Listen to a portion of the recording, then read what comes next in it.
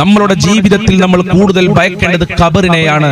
ഖബറിൽ രക്ഷപ്പെട്ടു കഴിഞ്ഞാൽ നമ്മൾ പിന്നെ ബാക്കിയുള്ള സ്ഥലങ്ങളിൽ മുഴുവനും രക്ഷപ്പെടുമെന്ന് മഹാനായ നബി സല്ലല്ലാഹു അലൈഹി വസല്ലമ തങ്ങൾ കൃത്യമായി നമ്മളെ പഠിപ്പിക്കുന്നുണ്ട്. നിങ്ങൾക്കറിയുമോ ഉസ്മാൻ ഇബ്നു അഫ്ഫാൻ റളിയല്ലാഹു അൻഹു? ആരാണ് ഉസ്മാൻ ഇബ്നു അഫ്ഫാൻ റളിയല്ലാഹു അൻഹു? ഇസ്ലാമിന്റെ മൂന്നാമത്തെ ഖലീഫയാണ്. മഹാനായ നബി സല്ലല്ലാഹു അലൈഹി വസല്ലമ തങ്ങളുടെ മരുമകനാണ്. മാത്രമല്ല സ്വർഗ്ഗം കൊണ്ട് സന്തോഷ വാർത്ത അറിയിക്കപ്പെട്ട സഹാബിയാണ് ഉസ്മാൻ ഇബ്നു അഫ്ഫാൻ റളിയല്ലാഹു അൻഹു. സുമ്മരില അൻ അബി ബക്കരി വ അൻ ഉമരി വ അൻ അലി വ അൻ ഉസ്മാന ദിൽ കറമി ചൊല്ലു മൗലായ സല്ലി വസല്ലിം ദായിമൻ അബദാ അലാ ഹബീബിക ഖൈറിൽ ഖൽഖി കുല്ലിമി. ചില സഹാബിമാരോട് അല്ലാഹുവിന്റെ റസൂൽ നീ സ്വർഗ്ഗത്തിലാണെന്ന് മുഖത്ത് നോക്കി പറഞ്ഞിട്ടുണ്ട്. അതിൽപ്പെട്ട സഹാബിയാണ് ഉസ്മാൻ ഇബ്നു അഫ്ഫാൻ റളിയല്ലാഹു അൻഹു.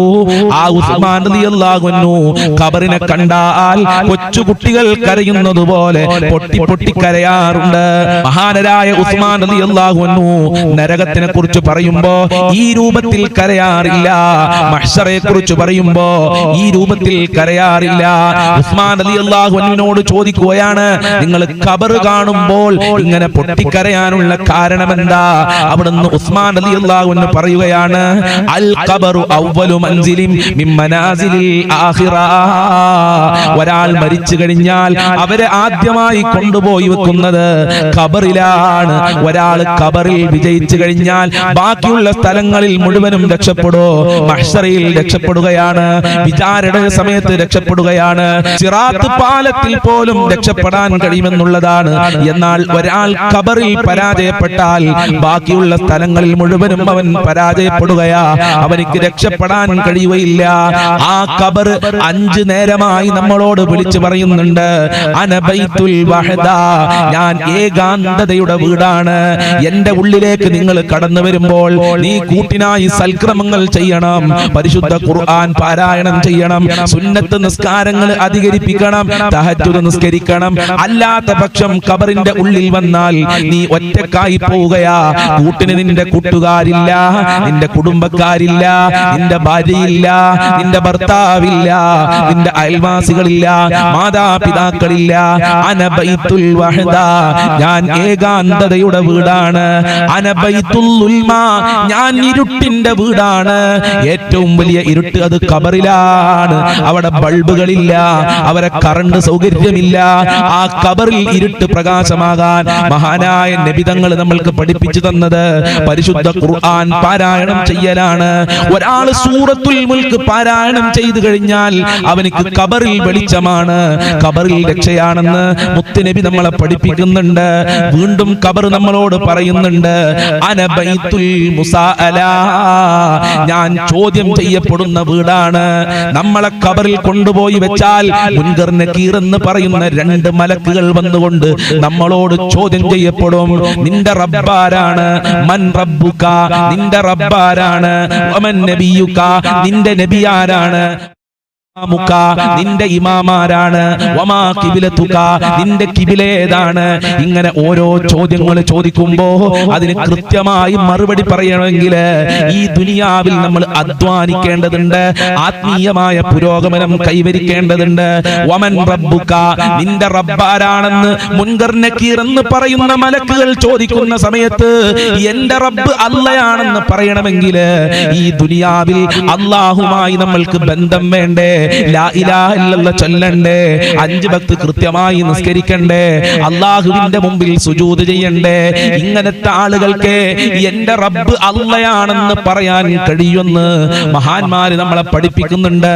വമൻ നബിയുക, മുൻകർ നകീർ എന്ന് പറയുന്ന മലക്ക് രണ്ടാമത് ചോദിക്കുന്നത് നിന്റെ നബിയാരാണ്? ആ സമയത്ത് എന്റെ നബി മുഹമ്മദ് നബിയാണെന്ന് പറയാൻ നമ്മൾക്ക് കഴിയണമെങ്കിൽ റസൂലുള്ളാഹിയുമായി നമ്മൾക്ക് ബന്ധം വേണ്ടേ? ഹബീബായ തങ്ങളുടെ മേൽ സ്വലാത്ത് ചെല്ലണ്ടേ, മുത്തുനബിയുടെ സുന്നത്തായ കർമ്മങ്ങള് ജീവിതത്തിൽ പകർത്തണ്ടേ. റസൂലുള്ളാന്റെ ഒരുപാട് ചര്യകളുണ്ടല്ലോ, അത് നമ്മൾ ജീവിതത്തിൽ മുറുകെ പിടിക്കണം. അതുപോലെ സുന്നത്ത് നിസ്കാരങ്ങൾ അധികരിപ്പിക്കണം, തഹജ്ജുദ് നിസ്കാരം വർദ്ധിപ്പിക്കണം, ളുഹാ നിസ്കാരം വർദ്ധിപ്പിക്കണം, കുടുംബ ബന്ധം ചേർക്കണം. അത് മുത്തുനബിയുടെ സുന്നത്താണ്. അയൽവാസിയെ ബഹുമാനിക്കണം, അയൽവാസിയെ ആദരിക്കണം, വീട്ടിലേക്ക് വരുന്ന അതിഥികളെ സ്നേഹിക്കുകയും നല്ല രൂപത്തിലുള്ള സൽക്കാരങ്ങൾ നടത്തുകയും ചെയ്യണം. ഇതൊക്കെ മുത്തുനബിയുടെ സുന്നത്താണ്. മുത്തുനബിയുടെ സുന്നത്ത് ജീവിതത്തിൽ പകർത്താതെ എന്റെ നബി മുഹമ്മദ് നബിയാണെന്ന് ഖബറിൽ വെച്ച് പറയാൻ സാധ്യമല്ല, സാധ്യമല്ല.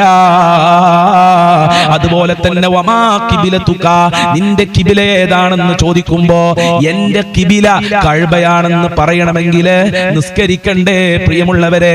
എത്രയെത്ര ആളുകളാണ് വളരെ നിസ്സാരമായ രൂപത്തില് നിസ്കാരം ഒഴിവാക്കുന്നത്. അല്ലാഹു ഖുർആനിലൂടെ പറഞ്ഞില്ലേ, ഹാഫിളു അലസ്വലാത്തിൽ വുസ്താ, നിങ്ങൾ നിസ്കാരത്തിനെ സൂക്ഷിച്ചോളൂ. നിസ്കരിക്കാതെ നിങ്ങൾക്ക് രക്ഷപ്പെടാൻ കഴിയൂല. ഖബറിൽ രക്ഷയില്ല, മഹ്ശറയിൽ രക്ഷയില്ല, പടച്ച റബ്ബിന്റെ മുമ്പിൽ രക്ഷപ്പെടാൻ കഴിയൂല. അതുകൊണ്ട് നിസ്കരിക്കാത്തവനിക്ക് എന്റെ കഅബ ഖിബലയാണെന്ന് പറയാൻ സാധ്യമല്ല. അതുപോലെ വീണ്ടും മുൻകർ നക്കീർ എന്ന് പറയുന്ന മലക്ക് നമ്മളോട് ചോദിക്കും, വമാ ഇമാമുക, നിന്റെ ഇമാമാരാണ്? എന്റെ ഇമാമ് പരിശുദ്ധ ഖുർആനാണെന്ന് പറയാൻ കഴിയണമെങ്കിൽ ഖുർആനുമായി നമ്മൾ ബന്ധം വേണം. ഒരു പേജ് പോലും ഓതാത്ത ആളുകളില്ലേ? ഫാത്തിഹ സൂറത്ത് പോലും ഓതാത്ത ആളുകളില്ലേ? പരിശുദ്ധമായ റമളാനു ശരീഫ് കടന്നു വന്നിട്ട് ഖുർആനൊന്ന് മറിച്ചു നോക്കാത്ത എത്രയെത്ര ആളുകളാണ്? നമ്മളെ ജീവിത വിജയത്തിന് അല്ലാഹു തന്ന ഗ്രന്ഥമാണ് പരിശുദ്ധ ഖുർആൻ. ആ ഖുർആൻ പാരായണം ചെയ്യാതെ ഖബറിൽ രക്ഷപ്പെടാൻ സാധ്യമല്ല. അതാണ് ഖബർ നമ്മളോട് പറയുന്നത്, അന ബൈത്തുൽ മുസാഅല, ഞാൻ ചോദ്യം ചെയ്യപ്പെടുന്ന വീടാണ്. എല്ലാ കാര്യങ്ങളും നിന്നോട് ചോദിക്കും, അതിന് കൃത്യമായി മറുപടി പറയണം.